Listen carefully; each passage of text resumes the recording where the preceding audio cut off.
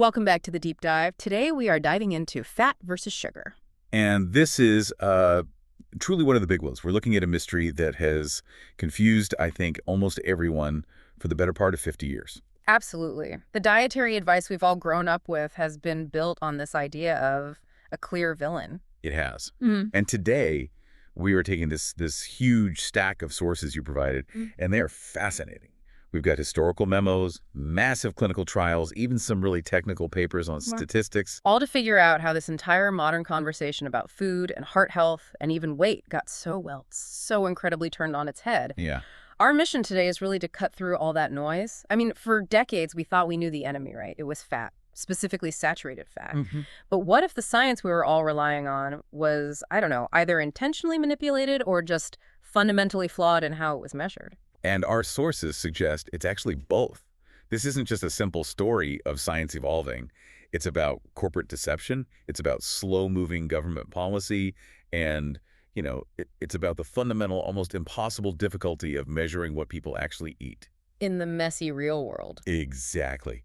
Imagine we've been handed the cold case files on the biggest public health mystery of the last half century. I like that analogy. Because that's what these sources are. They're the detective files.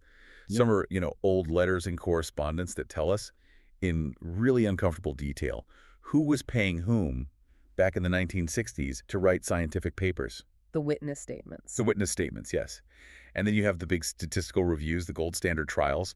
That's like the modern DNA evidence telling us what actually happened to thousands of people over long periods of time. And then there's this last pile of papers, the really technical ones. These are like the forensic analysis of the evidence itself? That's a perfect way to put it. They're like forensic x-rays of the data, showing us why even honest, hardworking researchers could have been completely misled for decades just because their raw data was blurry and full of statistical noise. So our roadmap for today is pretty clear then. First, we'll look at that incredible history of corporate influence that really crowned fat as public enemy number one. Then we'll dive into what the absolute best evidence we have today, the randomized trials, what they actually say about saturated fat. And that's going to pivot us naturally to what might be the real problem.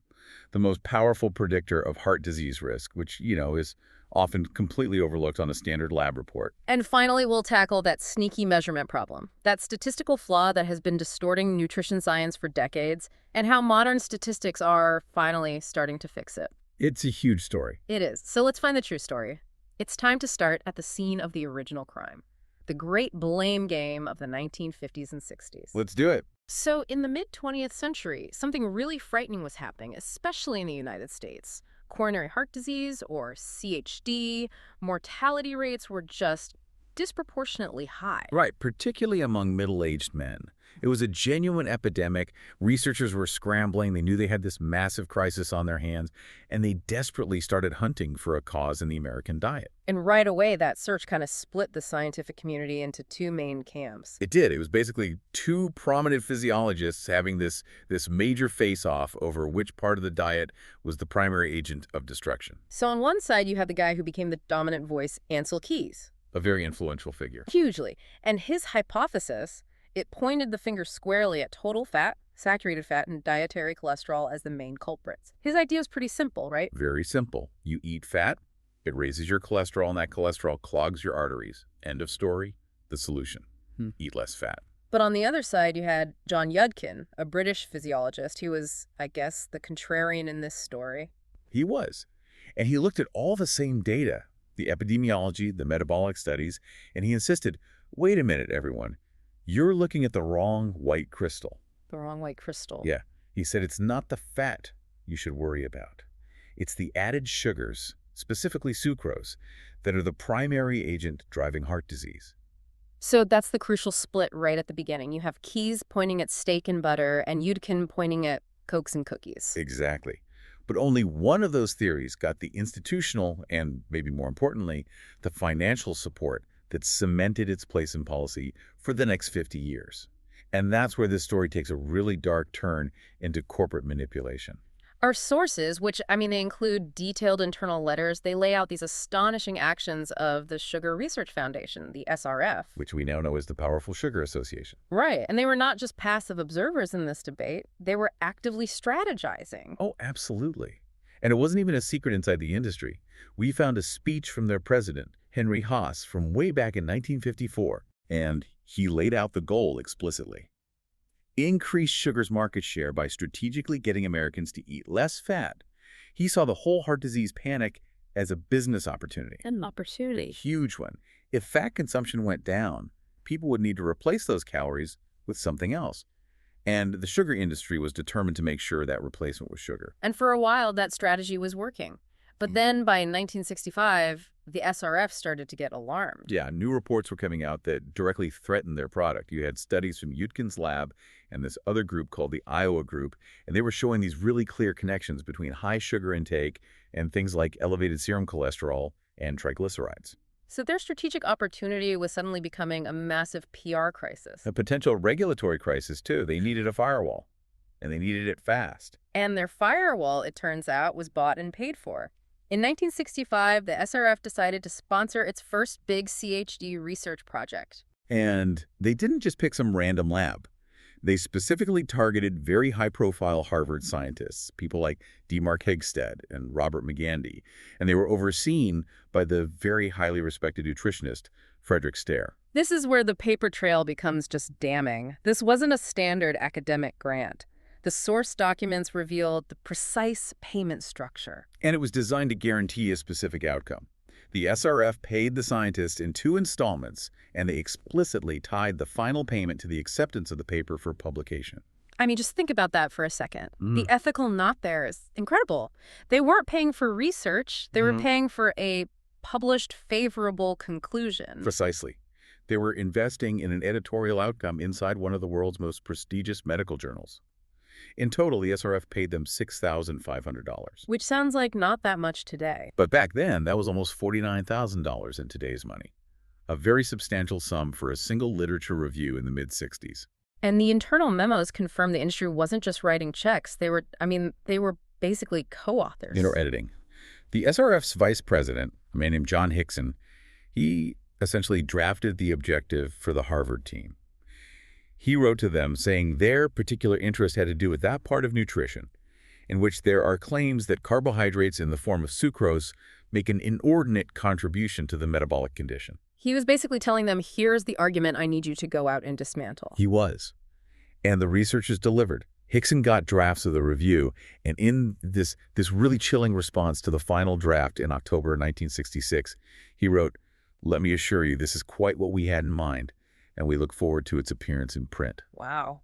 Quite what we had in mind. The client was pleased. The deliverable served the corporate interest perfectly. I think the unforgivable part of this story, though, is the deceit. When this 2-part review, Dietary Facts, Carbohydrates, and Atherosclerotic Disease, was finally published in the New England Journal of Medicine in 1967, the SRF's funding, their active involvement in the drafting, their goal setting, none of it was disclosed. Nothing. Not to the journal, not to the peer reviewers, and certainly not to the public.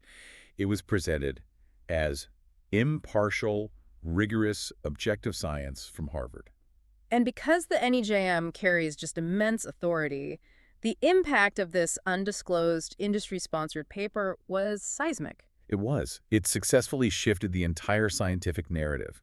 It systematically took down all the evidence against sugar. It dismissed Yudkin's epidemiological work because of confounding factors. Which is just a way of saying, well, you can't prove it was the sugar. Maybe it was something else people were doing. Exactly.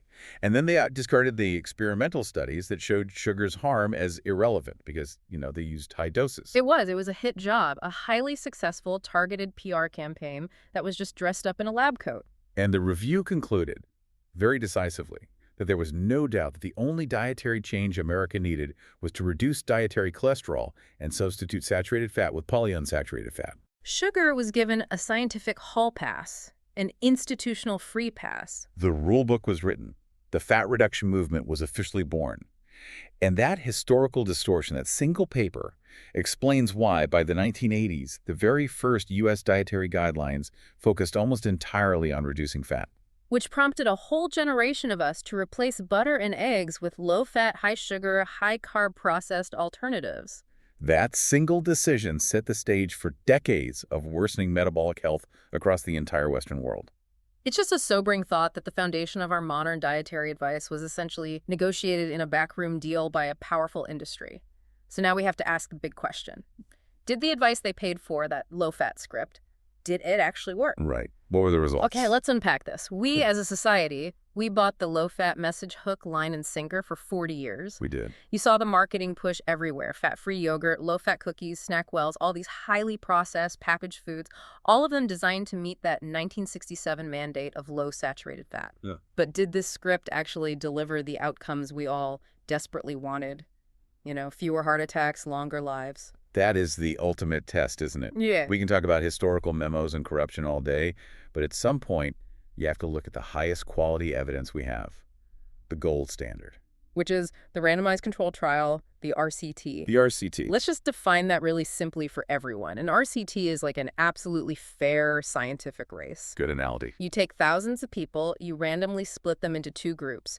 Group A gets the low saturated fat diet. Group B gets to eat their regular diet, and then you just follow them for years. And because the assignment is random, it neutralizes all the other confusing factors like, smoking habits or how much they exercise. Right, so if the low-fat group does better, the advice is good.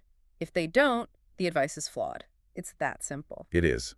And our sources point to a major, very recent systematic review and meta-analysis. So this wasn't just one small study. It pulled together the data from 9 major long-term RCTs. 9 of them. 9.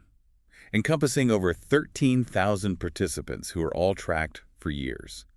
And the question they asked was simple and humbling. Does restricting saturated fat actually reduce heart outcomes? And the surprising result, the one that should force a fundamental rethinking of all dietary policy, was what? The trials showed no significant difference in any of the primary endpoints. Cardiovascular mortality, dying from heart disease, all-cause mortality, dying from anything, myocardial infarction, heart attack, or any other coronary events, no difference. Let that sink in for a moment. This is huge. After decades of policy and fear-mongering and literally trillions of dollars spent on developing low-fat foods, the highest level of clinical evidence shows that simply telling a population to restrict saturated fat doesn't improve their chances of avoiding a heart attack or living longer. We successfully lowered fat consumption, but we failed to lower cardiac events. I have to probe that a little. Why is that? I mean, the basic idea was that saturated fat raises LDL cholesterol, and LDL cholesterol is bad, so restricting fat should lead to fewer heart attacks. Where did that logic break down? It breaks down because we were worshiping a proxy marker. For decades, the entire rationale, the entire house of cards for saturated fat restriction was built on the fact that it lowers LDL cholesterol. The proxy marker. The proxy. Scientists and doctors used to believe that if that proxy number went down, the clinical outcome had to follow. It was an assumption. So let's use a car analogy here. The LDL cholesterol is like the temperature gauge on your engine. Go ahead. If it's high, it suggests there's a problem. The engine is overheating. There's a risk of heart disease. The low-fat script was like pouring cold water on the sensor itself to make the needle drop. Right. The optics look better. The LDL number went down. But the underlying mechanical problem, the engine actually overheating, the heart disease process, it didn't get fixed. The mortality and heart attack rates didn't budge. That's it, the outcomes versus optics problem. If your intervention successfully improves a lab number but demonstrably fails to move the needle on mortality or heart attack risk in a well-designed RCT, you have to abandon your reliance on that intervention. So the conclusion from the experts now is pretty clear. It is. Based on the RCT data, routine saturated fat restriction cannot be recommended to prevent cardiovascular disease or death. Period. And this means there should be a massive call for policy change because the established guidelines are always slow to catch up to the evidence. So slow. The U.S. Dietary Guidelines for Americans, the DGA, have advised a diet low in saturated fats since 1980. They even added a strict 10% calorie limit in 2005. And that limit is now under intense fire. It is. A 2020 consensus statement by leading nutrition scientists, and this included former members of the Dietary Guidelines Advisory Committee itself, they specifically urged the USDA and HHS to lift those limits because they concluded there is, and I'm quoting here, no strong scientific evidence that the current population-wide upper limits will prevent cardiovascular disease or reduce mortality. That's a huge indictment of the system. It took decades of evidence to correct an error that was based on a combination of intentional manipulation and just a faulty assumption. And you have to ask what people replace the saturated fat with in those RCTs. Because when people reduced fat, they didn't just magically start eating more broccoli and kale. Yo. They often replaced it with refined carbohydrates, white bread, sugary cereals, and that entire generation of low-fat, high-sugar packaged goods that the sugar industry was so happy to promote. And that substitution is key. Because what you replace a nutrient with is everything. Which is the perfect transition to this idea of the food matrix. If judging a food just on its saturated fat content is wrong, how should we be looking at food? We have to move away from this reductionist, nutrient-based approach. The idea that a gram of saturated fat from an avocado is the same as a gram from a donut. Which it isn't. Of course not. We have to move to a food-based approach. Thinking about saturated fat alone is like, I don't know, judging a symphony orchestra just by the number of violins they have. You're ignoring the melody, the tempo, the conductor, the rest of the instrument. So you're ignoring the whole song? The whole song. You have to consider the whole food matrix. So what does that mean in a practical sense? It means the effect of saturated fat depends entirely on its context, the food matrix it's in. Is that fat encapsulated in a complex whole food, like a grass-fed steak or a piece of cheese or a handful of nuts? Or is it isolated, refined, and then combined with sugar, emulsifiers, and refined starches in some ultra-processed snack food? And our sources give some really compelling examples of this. They point out that foods that are relatively high in saturated fat, things like dark chocolate, whole-fat dairy, unprocessed meat, they show no association with increased cardiovascular risk. And in some cases, they even show protective association, because the saturated fat in, say, whole milk comes packaged with hundreds of other compounds, proteins, vitamins, minerals, all in a complex structure that your body processes slowly and recognizes as food. But the saturated fat in a low-fat cookie, It's often processed and stripped of all its natural partners, and critically, it's combined with a massive dose of refined sugar and flour. The cookie creates a huge metabolic spike. The whole milk provides satiety and slow, complex digestion. They're not remotely the same. So the conclusion here is that we were all looking at the wrong part of the nutrition label. For 40 years. We should have been asking, how processed is this food, not how much saturated fat does it have? Exactly. And the failure of that low-fat script leads us right to the real issue. What happens to the body when it consumes too many of those substituted refined carbohydrates that took fat's place? Okay, so this is where it gets really interesting for me. If avoiding fat didn't reduce heart attacks, and we know the sugar industry paid to hide the problem with sugar, then what is the root cause? What's driving this huge rise in heart disease and obesity and diabetes that we've seen since the 1980s? The root cause, according to a really growing consensus in modern medicine and just very, very strong data, it points toward a systemic failure of how our bodies regulate energy. Okay. And is primarily characterized by something called hyperinsulinemia, chronically high insulin levels. And that is driven largely by refined sugar and easily digestible ultra-processed carbohydrates. Let's break down how that connection works in the body. Why do refined sugars and processed carbs create such a huge problem? So when you consume these highly refined carbs, especially if you're doing it constantly throughout the day, they're absorbed very rapidly into your bloodstream as glucose. A sugar rush. A literal sugar flood. And this demands massive amounts of insulin from your pancreas to get that glucose out of the bloodstream and into your cells. Now, if this happens over and over for years, your body cells, especially your muscle and fat cells, they start to ignore the constant knocking of insulin. They become resistant. So the pancreas has to shout louder. Exactly. It has to produce even more insulin to force that glucose into the resistant cells. And that is hyperinsulinemia, chronically damagingly high levels of insulin. And what does that state actually do to the body? It's incredibly damaging. Insulin is, first and foremost, a fat storage hormone. When it's chronically high, it tells your liver to go into overdrive with fat production, a process called de novo lipogenesis. Making new fat. Making new fat from sugar. The liver starts turning all that excess sugar into fat, specifically triglycerides. That fat then gets packed around your organs as dangerous visceral fat. Your blood pressure often rises, and your protective HDL cholesterol tends to sink. This whole cascade. This is the metabolic syndrome, and it's the true path to heart disease. And unlike the simple fat story, this one actually maps to the bad patient outcomes we see everywhere today. Perfectly. And we have compelling evidence to back this up. Our sources detail this massive study over 103,000 people, all aged 50 to 75. A huge cohort. Huge. And they looked at the traditional lipid metrics, like LDL cholesterol, and they compared them against a much simpler, yet far more powerful metric. A metric that, honestly, physicians should be paying much more attention to. And what is that? It's the triglyceride to high-density lipoprotein cholesterol ratio, the triglyceride-HDL ratio. Why is that ratio so powerful? It's phenomenal because it's an inexpensive, readily available proxy for insulin resistance. If your triglycerides are high, that's the liver dumping out fat, and your protective HDL is low, a hallmark of metabolic dysfunction. A ratio greater than 3.0 is a screaming indicator that you are metabolically resistant to insulin. So what did the study find when they compared this ratio to LDL? The finding was it was transformative.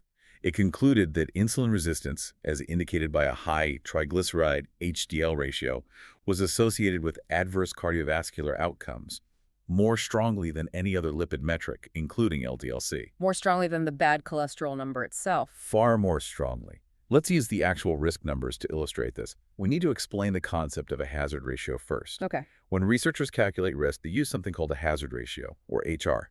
If the HR is 1.0, there's no increased risk compared to the healthy group. If the HR is 1.5, you are 50% more likely to experience the bad event. Got it. So higher number, higher risk. Higher number, higher risk. Now look at this data.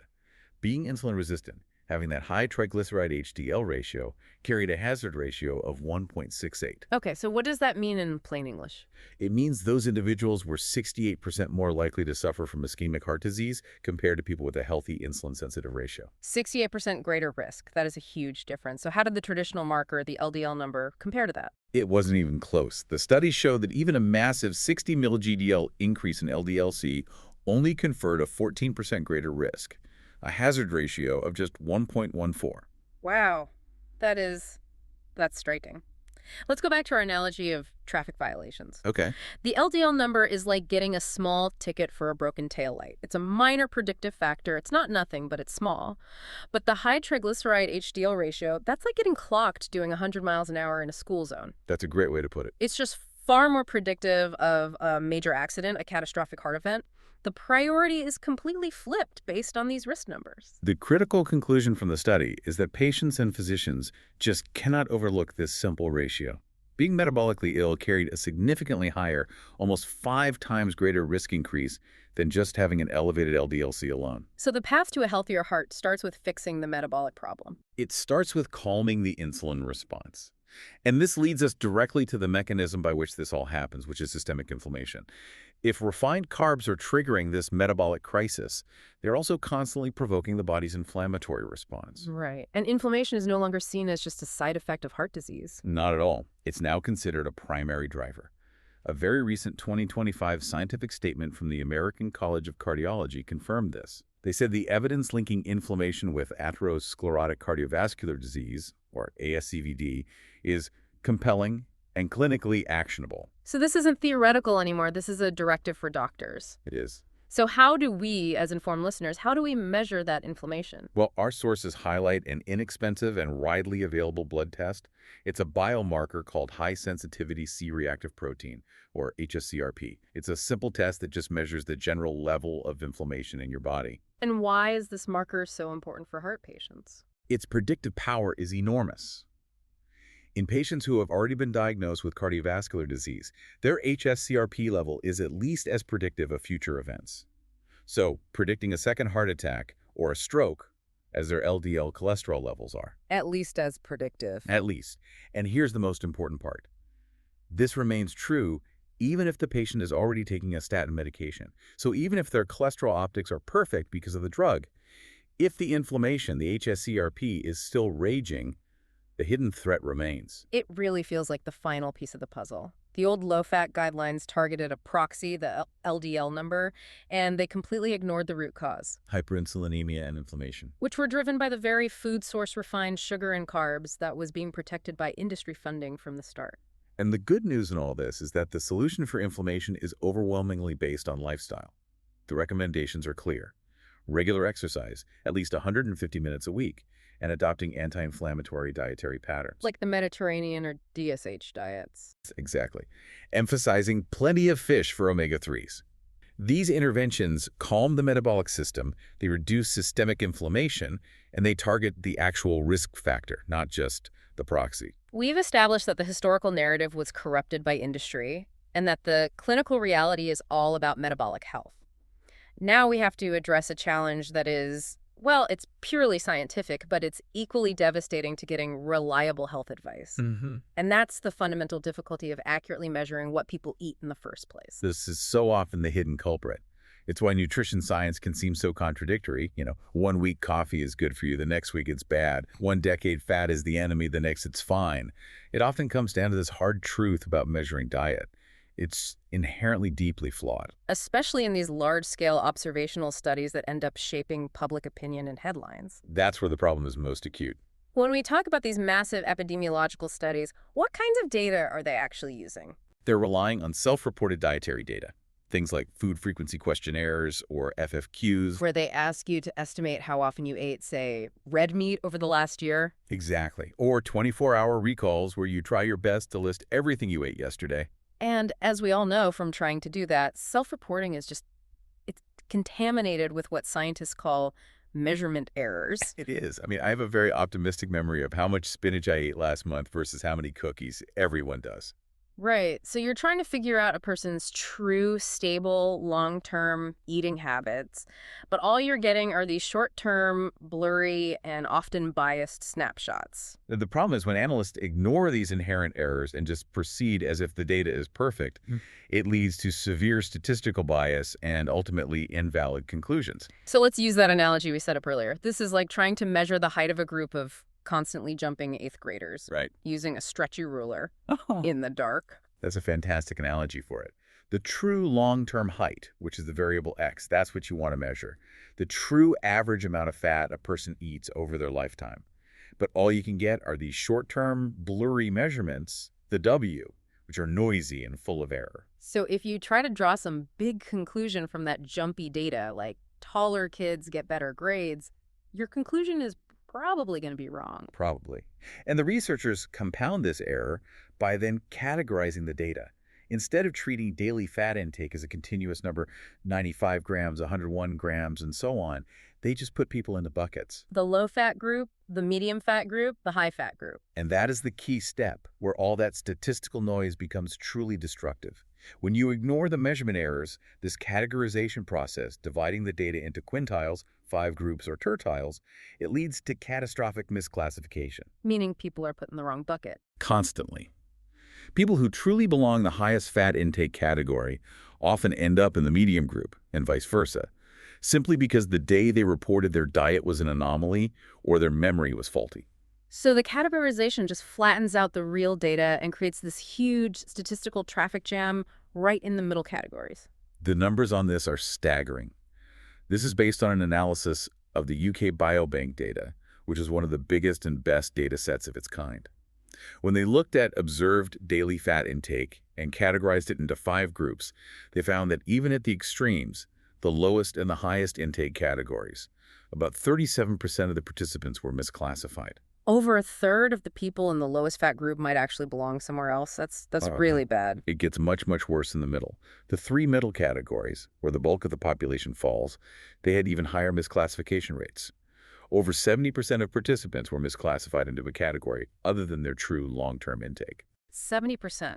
If 7 out of 10 people are in the wrong bucket, how can the resulting study possibly find a robust link between diet and disease? The signal is almost completely buried under the noise. And it explains exactly why so many naive epidemiological studies failed to find a statistically significant link between a nutrient and a health outcome. The true effect is there, but the massive measurement error pushes all the results toward the null. It makes it look like there's no effect. Okay, so we need some kind of math that can see through the blurriness. And that's where this very complicated sounding technique, simulation-free extrapolation, or SIMFEX, comes in. SIMFEX is an ingenious statistical correction tool. To put it simply, it's like a mathematical algorithm that can reverse the blurriness without having to run endless, time-consuming computer simulations. How does it do that? It uses something called a misclassification matrix, which is just a fancy way of saying a table that tracks how often people are put in the wrong group. And it uses that matrix to mathematically project the blurry, naive estimates back to what the results should have been if the data had been perfectly clear. So it's not changing the underlying data, it's changing how we interpret the noisy data because it accounts for the errors we know are in there. Precisely. And when they applied this statistical correction to the UK Biobank data Analyzing the link between daily fat intake and outcomes like BMI and obesity, the findings were a complete revelation. What was the correction? How much of the true story was actually hidden by the noise? The correction was enormous. The naive method, the one that ignored measurement error, it severely underestimated the true impact of high-fat intake on weight and obesity. By how much? After applying SIMFEX, the impact of high-fat intake was found to be underestimated by at least 30% for BMI and by over 60% for obesity. 60%. So this means that all those studies we've read that concluded, oh, fat intake has only a modest effect on obesity, they were fundamentally wrong. They were looking at data that was 70% noise in the middle. Yes. And here is the crucial implication that could change the entire field. The naive, uncorrected methods often failed to find a statistically significant effect. They would conclude the link between high fat and obesity was too weak to matter. But after SIMFEX corrected for the classification error, it showed a clear, statistically significant effect. The measurement error was completely hiding the true, strong relationship. This gives us just a terrifyingly complete picture. You have a deliberate, secret industry effort that minimized the dangers of sugar. And you have an unintentional, systemic, statistical flaw that minimized the apparent impact of high-fat intake on public health. It's a miracle we've made any progress at all. We've been fighting both deception and blurry data at the same time. Okay, so now it's time to synthesize all of these four major themes: the corruption, the RCT results, the metabolic mechanism, and the data flaw, to give you, the listener, the clear, actionable takeaways. Right. First, that history lesson is just vital. The decades-long hyperfocus on saturated fat was not a purely scientific determination. Not at all. It was heavily influenced by the powerful sugar industry, which successfully paid Harvard scientists to deflect blame away from sucrose and write that powerful 1967 review that shifted global dietary policy for half a century. Second, the highest level of clinical evidence we have, the randomized control trials, it just does not support the blanket population-wide recommendation to restrict saturated fat to prevent heart attacks or death. The old policy is scientifically outdated. We have to shift away from judging foods based on a single nutrient like saturated fat and adopt a food-based approach that considers the whole matrix and how processed it is. Third, the root cause of the current health crisis points overwhelmingly toward metabolic dysfunction. And the most powerful, actionable indicator of heart risk is insulin resistance, which is easily tracked by that simple, inexpensive triglyceride-HDL ratio. A high ratio, anything over 3.0, signals that refined carbohydrates and added sugars are the key drivers of your metabolic illness. And that carries a risk nearly 5 times greater than just having an elevated LDL number. And fourth, the complexity of nutrition science is made so much worse by measurement error. That statistical correction method is SIMFEX. It demonstrates that naive studies often severely underestimate the true impact of what we eat, including, as we saw, the impact of high-fat intake on obesity. And this should just teach all of us a very healthy skepticism about any sweeping nutritional conclusion that's drawn solely from these uncorrected observational studies. So what does this actually mean for your plate? How do you take all this complex knowledge and put it to use, especially if you suspect you might be one of the millions who are metabolically unwell? The new focus has to be on prioritizing your metabolic health. If you are showing signs of metabolic distress, an expanding waistline, high triglycerides, low HDL, climbing blood sugar markers, your first, most powerful, and most necessary intervention is to achieve metabolic calm. And what does that mean? It means radically prioritizing the removal of added sugars and highly refined grains from your diet. These are the primary drivers of that hyperinsulinemia we talked about. So instead of counting your saturated fat grams, you should be building your plate around real food. Exactly. Think of things that existed 100 years ago. Meat, eggs, fish, butter, olive oil, above-ground vegetables. And you shouldn't fear the natural fats found in those foods, like butter or animal fats. These are the foods that promote satiety and a stable metabolic environment. The goal is metabolic stability, stable blood glucose, low and steady insulin levels, and reduced cravings. And when you achieve that, you're addressing the root cause. And the proxy markers, that triglyceride-HDL ratio, your blood pressure, your waist circumference, they will naturally begin to normalize. And there's a crucial meta lesson here for everyone listening. The antidote to a corrupt history and confusing science is skepticism and radical transparency. That story of the sugar industry manipulating science in 1967 isn't just a historical footnote.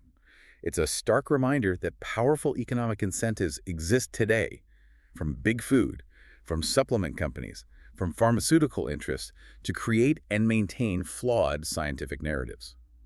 We have to always question the source of the research and demand transparency. And our discipline has to be to measure what actually matters. We should be focused on hard outcomes, preventing heart attacks, reducing mortality, improving quality of life, using these highly predictive, actionable markers. Like the triglyceride-HDL ratio and HSCRP, not just optimizing an LDL number because an outdated guideline from 1980 tells us to. That brings us to our final provocative thought for you to explore. We've established that the historical narrative was manipulated to hide the harm of sugar. Right. And we learned that the data challenge proved that the impact of high-fat intake on obesity was also systematically underestimated because of unavoidable error. So you have distortion on both sides of the equation. Exactly. So if both of the core ingredients in the modern American diet, the sugar and the refined fats, had their risks distorted, one by deliberate intent and the other by statistical error, what foundational assumptions about modern nutritional science must we still challenge? If the noise and the deception have finally been stripped away, what other sacred cows in public health policy are now ready to fall? A huge question to think about. Thanks for coming along on this deep dive with us. Remember to follow us on your favorite podcast platform and see you on the next dive.